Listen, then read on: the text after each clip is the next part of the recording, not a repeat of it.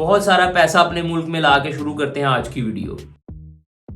अभी मैं देखने वाला हूं big news, India and Singapore launch UPI pay now cross border payment system UPSC. तो ये वीडियो देखते हैं हमें क्या जानने को मिलता है, क्या नॉलेज मिलता है, क्या नया आ रहा है। तो देर न करते हुए बढ़ते हैं वीडियो की जानिब। बाय द वे, अगर आप लोगों ने अभी तक नबील वर्ड्स को सब्सक्राइब नहीं किया तो सब्सक्राइब कर लो। यहाँ पे आपको एंटरटेनमेंट, नॉलेज और क्या नया चल रहा है उसके ऊपर सब कुछ जो मुझे फील हो रहा होता है, जो मेरा दिल करता है मैं बना देता हूँ। खैर, इसको सब्सक्राइब कर ले लाजमी, ताकि हम इस चैनल का सिल्वर प्ले बटन भी ला के लगाएं। सुना लगता है दूसरे चैनल के सिल्वर प्ले बटन में इधर फ्लॉन्ट करता हूं। देर ना करते हो बढ़ते हैं वीडियो की जानिब। So let's further do my really jump into the video. Study IQ IAS, अब तैयारी हुई अफोर्डेबल। नमस्कार दोस्तों, आज भारत और सिंगापुर के द्वारा एक ऐतिहासिक फैसला लिया गया है। जैसा कि आपको पता होगा, आज के डेट में भारत के अंदर जब हम कोई भी ट्रांजैक्शन करते हैं, बाजार में जाते हैं या फिर दोस्तों को पैसे ट्रांसफर करते हैं, तो यूपीआई हमारे जीवन का एक इम्पोर्टेंट पार्ट बन गया है। लेकिन ये जो यूपीआई है वो ज्यादातर भारत के अंदर ही सीमित है। मतलब भारत के अंदर अगर हमें ट्रांजैक्शन करना है तो इसका इस्तेमाल करते हैं। अगर किसी दूसरे देश के साथ ट्रांजैक्शन करना है, पता नहीं क्यों मेरे दिमाग में भारत पे आ गया एकदम से वो शार्क टैंक वाले का, तो उस केस में हम यूपीआई का इस्तेमाल नहीं कर पाते। लेकिन अब यहाँ पर भारत और सिंगापुर का, जैसे भारत का यूपीआई है उसी प्रकार से सिंगापुर का है पे नाउ, इन दोनों को लिंकेज कर दिया गया। ये आप देख सकते हो, प्राइम मिनिस्टर नरेंद्र मोदी जी ने कहा है यूपीआई लिंकेज टू सिंगापुर पे now a new chapter of cross border connectivity. इसको डिटेल से जानेंगे। भारत का real time retail payment system, हम सबको पता है यूपीआई, इसको अब यहाँ पर सिंगापुर का जो इक्विवेलेंट है पे नाउ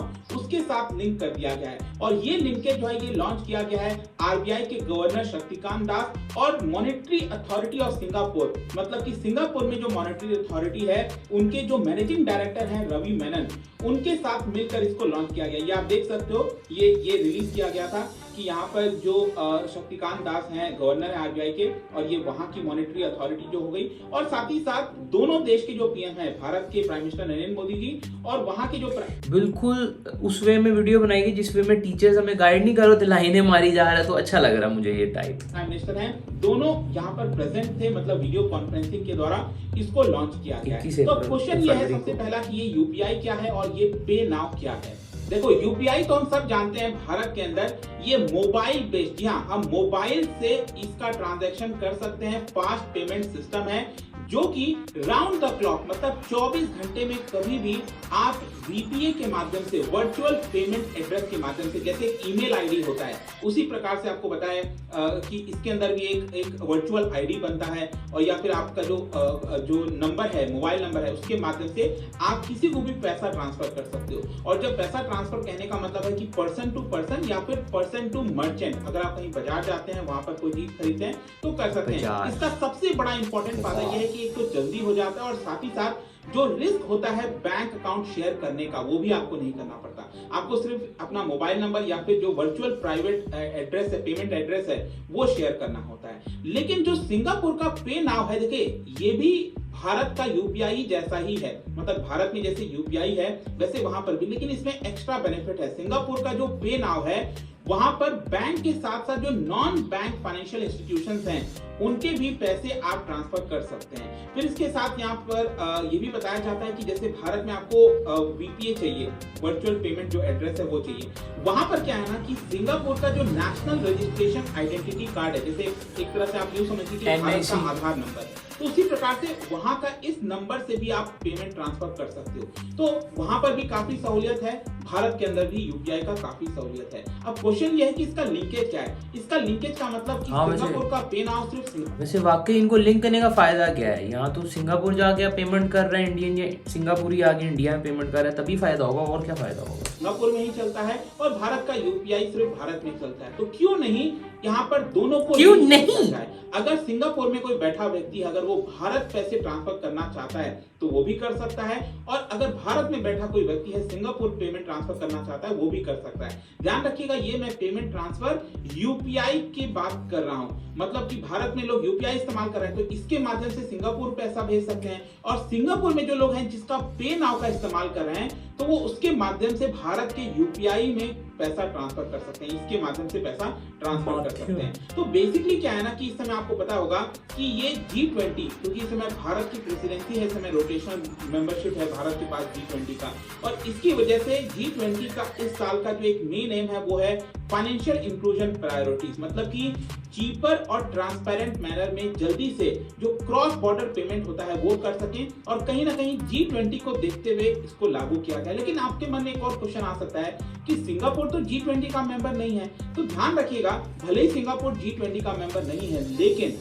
इस बार भारत ने G20 के समिट में सिंगापुर को भी इनवाइट किया है पार्टिसिपेट करने के लिए, तो ये भी आपको ध्यान रखना है। अब ये जो प्रोजेक्ट है बेसिकली जो लिंक किया जा रहा है, ये सितंबर 2021 में ही काफी लंबे समय से इसके बारे में इनिशिएट किया गया था, बोला गया था ऐसा कुछ करेंगे, लेकिन फाइनली यहाँ पर अब इसको लॉन्च कर दिया गया है। तो एक प्रकार से अगर आप सिंगापुर जा रहे हो या फिर सिंगापुर से बैठा व्यक्ति भारत आ रहा है तो उसको पेमेंट करने में बड़ी आसानी होगी। और आपको पता है बहुत से लोग रेमिटेंसेस भी भेजते हैं, भारत से काफी लोग सिंगापुर जाकर काम करते हैं और वो पेमेंट भारत में करते हैं, अपने घर भेजते हैं, तो वो सबसे बड़ा आसान होने वाला है। क्योंकि अभी आप समझिएगा कि अभी प्रेजेंट में हम बात करें मनी ट्रांसफर कैसे होता है, तो आपको पता होगा कि आरबीआई का स्कीम है जिसका नाम है लिबरलाइज्ड रेमिटेंस स्कीम। इसके तहत जो इंडियन रेसिडेंट है जो बाहर काम कर रहा है, या फिर आप यूं समझिए कि भारत में कोई बैठा व्यक्ति है, अगर वो सिंगापुर पेमेंट करना चाहता है तो इस स्कीम के तहत वो मैक्सिमम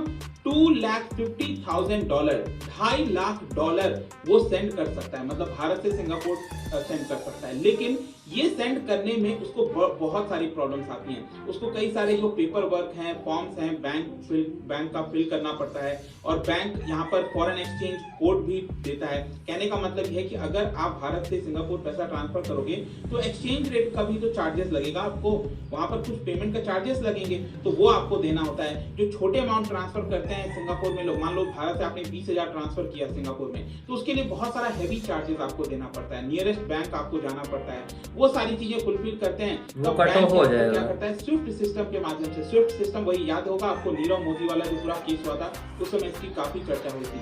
तो यहाँ पर ये सिस्टम के माध्यम से पैसा ट्रांसफर होता है, और जैसा मैंने बताया कि ये सारी चीजों से कहीं ना कहीं हमें सहूलियत हो जाएगी, क्योंकि अभी तक क्या था कि यूपीआई के माध्यम से आप नहीं कर सकते थे। तो अब क्वेश्चन ये है कि इससे अब बेनिफिट क्या होगा। सिंपल बेनिफिट यही है कि it will enable users of each of the two fast payment system, मतलब कि चाहे आपके पास पे ना हो या फिर यूपीआई हो, दोनों के माध्यम से आप पेमेंट कर पाओगे। And it will also help Indian diaspora in Singapore. जैसा मैंने बताया वर्कर्स, स्टूडेंट्स वो जाते हैं सिंगापुर, तो उनको बहुत कम दाम पर, बहुत कम चार्जेस में अपना पैसा इंस्टेंटेनियस ट्रांसफर कर सकेंगे सिंगापुर से भारत और भारत से सिंगापुर। अब इनफैक्ट मैं आपको बता दूं कि जो एक बड़ा अमाउंट है भारत के पास, जितना भी रेमिटेंसेस है, मतलब बाहर के देशों से जो पैसा भारत के अंदर आता है, उसमें अगर आप देखोगे तो सिंगापुर से बड़ी मात्रा में पैसा आता है। यहाँ पर आरबीआई सर्वे के हिसाब से जितना भी रेमिटेंस आता है, मतलब मान लो $100 बिलियन जो है आपका टोटल रेमिटेंस आया बाहर से के देशों से भारत में, तो उसमें से 5.7% मतलब $5.7 बिलियन ये आपका अकेले सिंगापुर से आता है। तो इससे आप समझ सकते हो कि कितना इंपॉर्टेंट होने वाला है। अब ये जब ये लॉन्च किया गया तो प्राइम मिनिस्टर मोदी जी ने यही कहा कि एक मेजर माइलस्टोन है दोनों देश के बीच में, और उन्होंने दोनों देश के लोगों को कांग्रेचुलेट किया, कहा कि ये गिफ्ट है, जो सिटीजन्स हैं दोनों देश के उनके लिए गिफ्ट है। आज के डेट में टेक्नोलॉजी जो है कई सारे एरियाज में कनेक्ट करता है।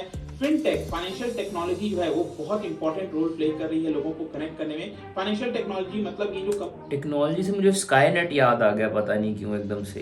चीज है ना, जैसे पेटीएम है, गूगल पे है, ये इन्होंने फाइनेंस से रिलेटेड टेक्नोलॉजी बनाई है, ऐप बनाई है, तो उसी को फिनटेक कहते हैं। तो नॉर्मली क्या है, उन्होंने बोला कि जो पेमेंट सिस्टम है वो आपका एक बाउंड्री में ही कन्फाइन रहता है, भारत के अंदर ही। लेकिन आज का ये जो लॉन्च किया गया, ये क्रॉस बॉर्डर फिनटेक कनेक्टिविटी का एक नया चैप्टर है, एक नया इतिहास है। और साथ ही साथ उन्होंने ये भी कहा कि this will specifically benefit to diaspora, professional, students and their families.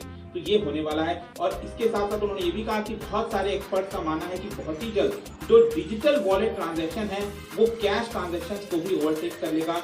2022 में आप देख सकते हो यूपीआई के माध्यम से 74 बिलियन ट्रांजैक्शंस किए गए थे, जिसकी वर्थ $126 ट्रिलियन रुपीस है। आप सोच के देखिए इतना ज्यादा ट्रांजैक्शन किया जा रहा है। पूरी वीडियो देखते टाइम मुझे जो चीज एक रियलाइज हुई है वो ये थी, बहुत ज्यादा फायदा होगा सिंगापुर से जो पैसे ट्रांसफर कर रहे हैं इंडिया में, या इंडिया से जो पैसे ट्रांसफर कर रहे हैं सिंगापुर में। इसी तरह जिस तरह इंडिया में यूपीआई है या पे नाउ है, इसी तरह पाकिस्तान में भी कुछ एप्स हैं जैसे कि जी पैसा, जैस कैश और ये सब एप्स हैं। अगर मैं ये सोच रहा था जैसे हमारे मोस्टली यहाँ होता है कि दुबई से बहुत ज्यादा पैसा ट्रांसफर होता है पाकिस्तान में, मतलब इंडिया में भी होता होगा नो डाउट, क्योंकि बहुत सारे इंडियन वर्कर दुबई में काम करते हैं, इसी तरह बहुत सारे पाकिस्तानी वर्कर दुबई में काम करते हैं। तो अगर इस टाइप का कुछ दुबई के साथ हो जाए, इंडिया का भी और हमारा भी, तो हम दोनों कंट्रीज के लिए बेनिफिशियरी होगा। और इंडिया पाकिस्तान के अंदर तो इतनी ट्रेडिंग नहीं होती है, लेकिन इसी तरह इंडिया की दुबई में बहुत ज्यादा होती है और पाकिस्तान की भी दुबई में बहुत ज्यादा होती है। तो दुबई के साथ अगर इस तरह कोई लिंक बन जाए हमारा, स्पेशली पाकिस्तान का, तो हमारे लिए काफी बेनिफिशियरी हो जाएगा। बहुत सारा पैसा इधर उधर कट जाता है। गरीब आवाम का, जो गरीब मजदूर तबका है वो बहुत ज्यादा